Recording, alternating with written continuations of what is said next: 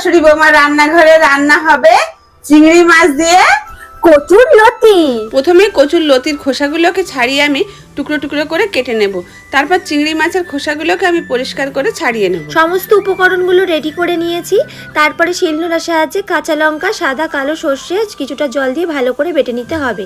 তারপরে চিংড়ি মাছটাকে লবণ আর হলুদ দিয়ে মাখিয়ে রাখতে হবে। তারপর কড়াইতে কিছুটা জল দিয়ে কচুরলতিগুলো দিয়ে ঢাকা দিয়ে দেব।